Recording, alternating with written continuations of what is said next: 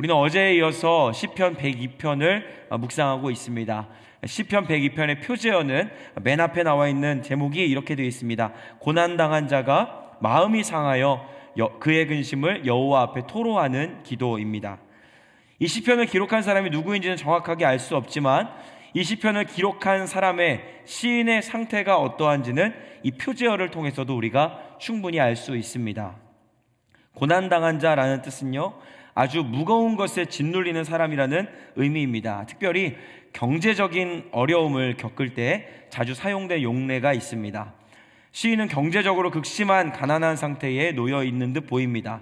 다른 사람보다 작은 집에 살고 소유가 적어서 가난한 삶, 상대적인 박탈감이나 상대적 빈곤이 아니라 절대적인 빈곤에 처한 사람을 의미하는 단어입니다. 또 마음이 상했다라는 것은 넋이 나갔다, 기절해버렸다라는 뜻을 가지고 있습니다. 마음과 정서가 너무 많이 병들어서 거의 죽은 사람처럼 보이는 산송장 상태를 뜻하는 것입니다. 이렇게 시인은 상황적으로 또 정서적으로 짓눌린 상태에서 이 시편을 기록했습니다. 그래서 자신은 연기와 같고 다 타버린 숲 같다, 광야에 홀로 있는 올빼미와 부엉이와 참새 같다라고 앞선 본문에서 노래했죠. 음식을 먹는데 그것이 빵인지 잿더미인지 구분할 수가 없고, 물을 마시는데 그것은 물이 아니라 나의 눈물이었다라고 고백했습니다. 그런데 성도 여러분, 만약 이렇게 시편의 이 내용이 끝나버리게 된다면 그것은 성경이 아니라, 하나님 말씀이 아니라 그저 자기 처지를 한탄하는 신세 타령에 불과할 것입니다. 그런데 시인은 오늘 본문에서 자신의 문제, 자신의 어려움에 집중된 시선을 옮겨서 하나님을 바라보게 됩니다. 그리고는 눈을 들어서 그 바라본 하나님, 시온을 회복시키실 하나님, 자기 백성들과 세운 언약을 기억하신 하나님, 그 언약을 신실하게 이행하시는 하나님을 목도하게 되는 것이죠. 앞선 본문 시편 102편 1절부터 11절에서는 나라는 단어 또는 내가라는 단어가 무려 24번이나 기록되었습니다. 모든 기도의 초점과 모든 고백의 내용이 자신에게 집중되어 있는 것입니다. 여러분, 이런 기도의 결말은 무엇일까요? 이 기도의 마지막 구절인 11절에 보면 시인은 자기 자신이 기울어진 그림자 같고 해가 저무는 그 황혼에 사라지는 그림자 같다는 겁니다. 그리고 자기가 시들어가는 풀 같고 메마른 풀과 같다고 탄식했습니다. 그러나 12절부터 22절까지는 놀랍게도 나 혹은 내가 라는 단어가 단 한 번도 나오지 않습니다. 반면에 여호와 하나님이라는 단어는 8번이나 등장하고 있죠. 무엇을 말하는 것일까요? 기도하는 이의 시선이 바뀌게 된 것입니다. 기도의 내용이 바뀌게 된 것이죠. 그러자 마침내 그의 영혼이 살아나기 시작하는 겁니다. 사랑하는 성도 여러분, 우리가 오늘 이 사실에, 이 새벽 기도하는 가운데 이 시인의 고백에 주목할 수 있는 은혜가 주어지기를 소원합니다.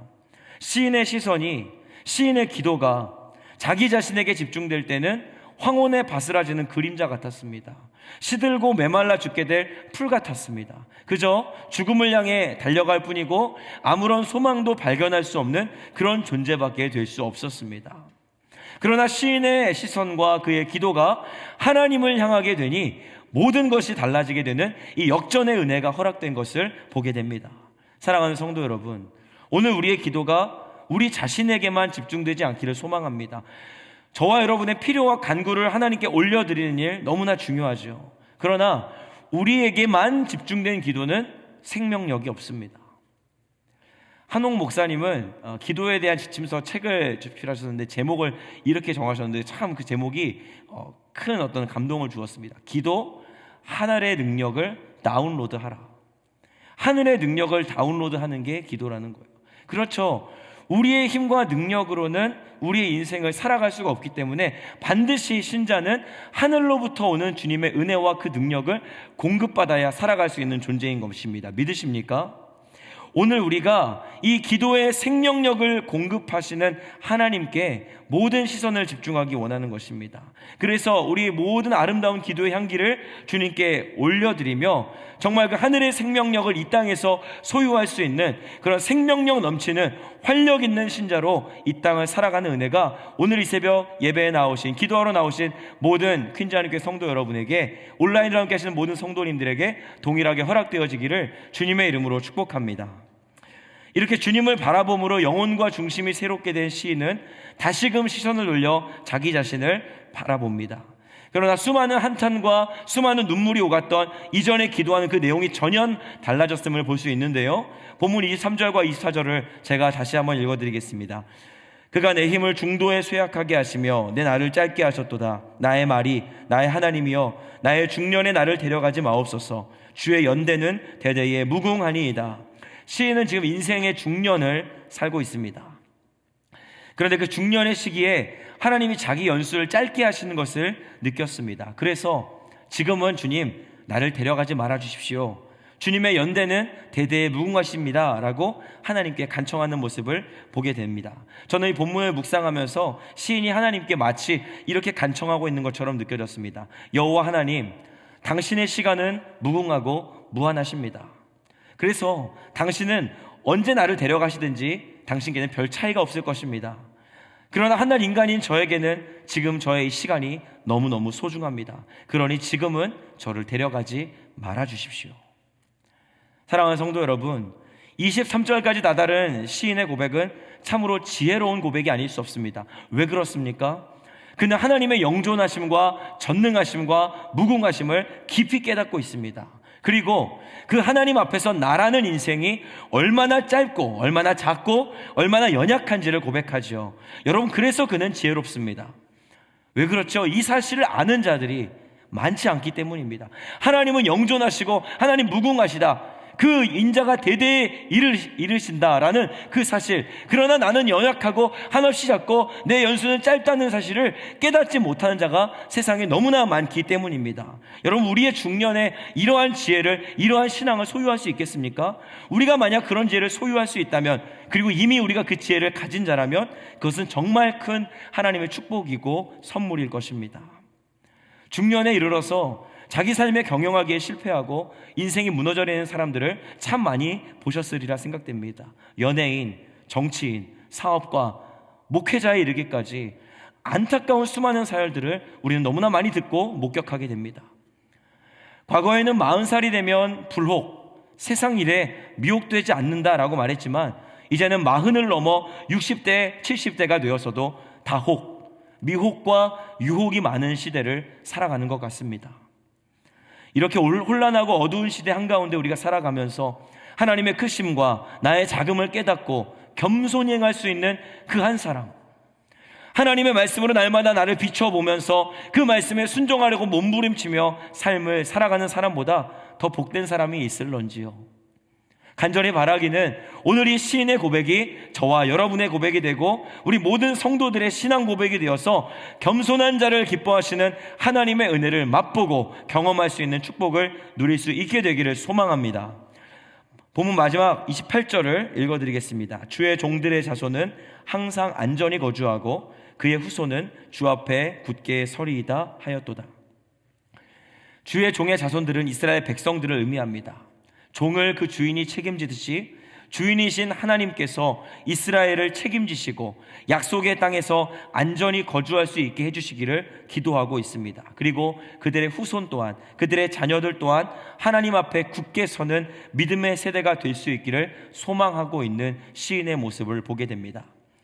히브리 원문을 보면 28절은 수동태로 기록되어져 있습니다. 이 말이 무슨 의미냐면요, 바로 그들이 안전하게 살아가는 것, 더 나아가서 그들의 자녀들이 믿음으로 살아가는 믿음의 자녀 되는 것은 사람의 힘으로, 내 힘으로는 불가능하다라는 의미입니다. 오직 하나님이 그들을 지켜주셔야 그들이 안전하게 될 것이고, 하나님이 자녀들을 붙들어 주시고 그 자녀들 믿음의 세대로 세워주셔야 그 자녀들이 믿음의 자녀 될 수 있다는 것을 말씀하고 있는 것이죠. 그래서 사랑하는 성도 여러분, 저는 오늘 시편 102편 이 시인의 믿음을 이렇게 한마디로 표현하고 싶습니다. 수동태의 신앙, 수동태의 기도를 드리는 시인의 모습을 보게 됩니다. 나는 끝났습니다, 주님. 나는 끝났고, 나는 작고, 나는 아무것도 아닙니다. 하나님이 시작하셔야 합니다. 하나님이 역사하셔야 합니다. 주님, 내가 하려고 하면 나는 황혼에 바스라지는 그림자밖에 될 수 없습니다. 내가 하려고 하면 메마른 풀과 같이 되고 버썩 마른 인생밖에 될 수 없죠. 당신은 영원하시고 전능하십니다. 나는 한없이 작고 연약합니다. 내가 할 수 없으니 주님이 역사해달라고 기도하고 있는 것입니다. 여러분, 이 수동태의 신앙으로 서 있는 시인의 모습이 저와 여러분의 모습 되기를 간절히 소원하는 것입니다. 우리도 시인처럼 고난 겪고 마음의 상처를 입을 수 있습니다. 넋이 나간 상태로 하루를 보낼 수도 있고요. 수많은 경제적인 또 관계적인 정서적인 문제들을 가지고 정말 산송장처럼 우리 인생을 살아갈 수도 있습니다. 지금도 여전히 고난의 터널을 지나면서 신음하는 성도님들이 계실 거라고 여겨집니다. 그러나 시인이 그 고난과 그 수많은 자신의 어려움과 트라우마를 뚫어내고 회복의 길로 들어설 수 있었던 유일한 방법이 있다면 그것은 세상 바라보지 않고 자신의 상황이나 어려움에 집중되지 아니하고 영원하신 하나님, 영존하신 하나님, 능치 못할 것이 없으신 하나님을 바라보는 방법밖에 없었다는 것입니다. 그 하나님이라면 능히 나뿐만 아니라 나의 자녀들, 나의 후손들까지도 평안으로 온전함으로 이끌어 주실 분이라는 사실을 믿고 그가 기도의 자리로 나아갔다는 것이죠. 우리 자녀들도, 우리 믿음의 다음 세대들도 우리 힘으로 키우는 것이 아닙니다. 하나님이 그들을 붙잡아 주시고 인도해 주셔야 한다는 사실입니다. 이 사실을 믿으십니까? 사랑하는 성도 여러분, 무엇을 주목하시겠습니까? 오늘 무엇을 붙잡고 기도하시겠습니까? 나의 문제입니까? 나의 상황입니까? 예, 그것도 맞습니다. 그러나 거기에만 집중된 우리의 기도는 생명력을 점차 잃어가고 말 것입니다. 우리가 능히 새 일을 시작하실 수 있는 하나님께 소망을 두기 원합니다. 하나님 바라보고 하나님 의지하면 반드시 주님이 피할 길을 내주십니다. 사방으로 우겨쌈을 당해도 하늘길은 열려있는 줄로 믿습니다. 내 문제도, 우리 가정도, 우리 가정의 자녀들도, 생업의 문제와 교회도 기도하는 모든 기도 제목들 하나님께 맡겨드리면 반드시 주님께서 새 일을 행하십니다. 이 사실을 믿고 주님과 깊은 교제의 기도로 나아가셔서 하늘의 평안과 그 은혜를 덧입고 승리하는 삶을 살아가시는 우리 사랑하는 퀸즈 하나님께 모든 성도들 되시기를 주님의 이름으로 간절히 축복합니다. 기도하겠습니다. 사랑의 하나님, 감사합니다. 주님만이 우리의 소망 되시고 어두운 이 세상 가운데 등대가 되어주시는 줄 믿습니다. 나에게 고정된 시선이 아니라 주님을 향한 고정된 믿음의 시선, 수동태의 신앙을 가지고 살아갈 수 있도록 은혜 베풀어 주시옵소서. 이 세상 살아가되 세상을 두려워하는 믿음이 아니라 세상을 넉넉히 이기며 승리하는 믿음으로 살아갈 수 있도록 주님이 우리의 대장 되어주시고 주님이 앞서 행하여 주시옵소서. 오늘 이 새벽 주님만 바라봅니다. 예비하신 주님의 은혜와 은총을 강수와 같이 모든 성도들 심령마다 쏟아부어 주시옵소서. 모든 것 감사드리며 우리를 죄악에서 구원하신 예수 그리스도의 이름으로 기도하였습니다. 아멘.